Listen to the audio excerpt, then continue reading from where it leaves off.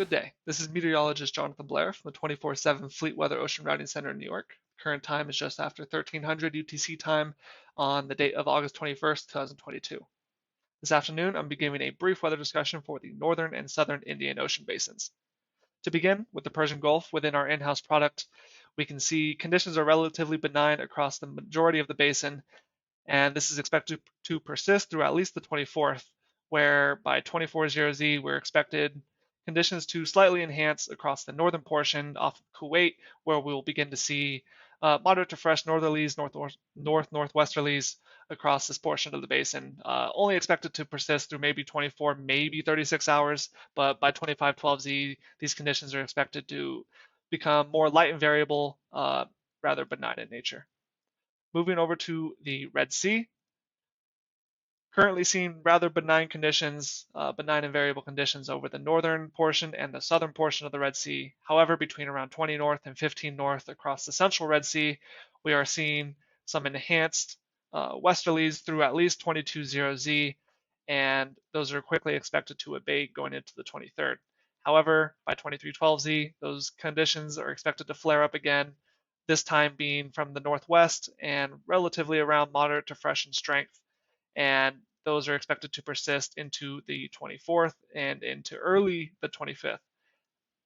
However, as we move into the 26:00Z later through the forecast period, we're expecting the northern portion of the Red Sea right around the Suez Canal.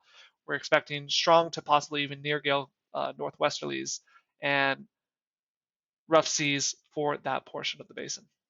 Moving over to the Arabian Sea and the Bay of Bengal, currently have an active southwest monsoon regime across both of these basins.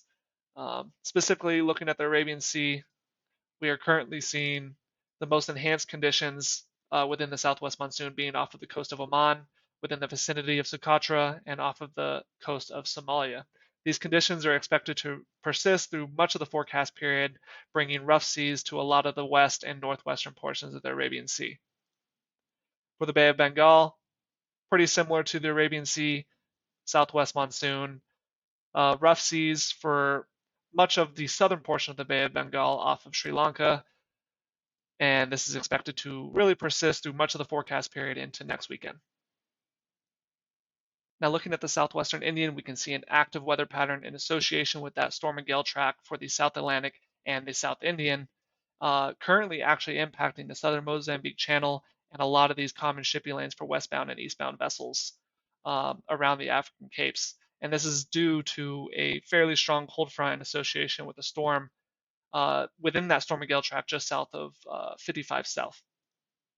As we move forward in time, we'll begin to see that first swell surge slightly abate, especially around Madagascar and the southern Mozambique Channel. However, we will see a secondary swell surge impact south of Cape Town and a lot of those common shipping lanes around the African Capes by midday the 22nd, in part due to a building high pressure moving just south and east of the African Capes into the 23rd and the 24th. Now, by midday the 24th, as the high pressure continues to build around 1,042 millibars and moves eastward into the southern Indian Ocean, we'll begin to see some abating conditions across the western portion of the shipping lanes just south of Cape Town.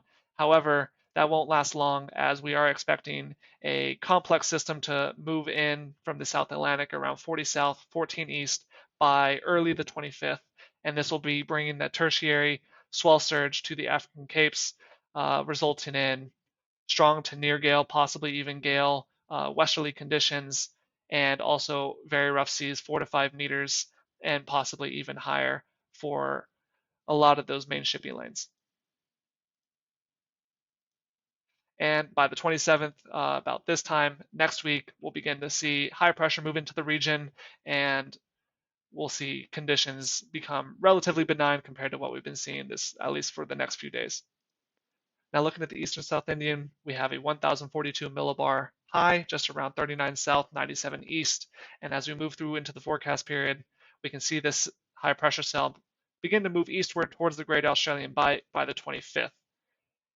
And coupled with that storm and gale track for the South Indian, we're going to see increased pressure gradients across much of the Great Australian Bight between the 22nd and the 24th, which will be bringing very rough seas, 4 to 5 meters, 5 to 6 meters for the Great Australian Bight, and also some southerly, south-southwesterlies between moderate to strong, and then for some areas, locally strong to near gale.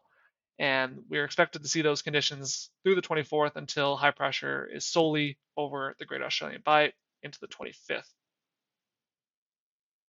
Now looking at the Euro's weekly mean tropical storm strike probability for the week of August 21st to the August 28th for the Indian Ocean, we can currently see a maximum 10 to 20% chance of tropical storm probability forming just south of the equator, around 80 east for this time period. And then moving forward to next week on the 28th to the 4th of September, that same vicinity just south of the equator around 80 east, we're seeing an increase to about 20-30% chance of a tropical storm developing within this vicinity of 300 kilometers. That is it for the brief weather discussion for the northern and southern Indian Ocean basins. My name has been Jonathan Belair, coming to you from the Fleetweather Ocean Routing Center in New York. Stay connected and safe.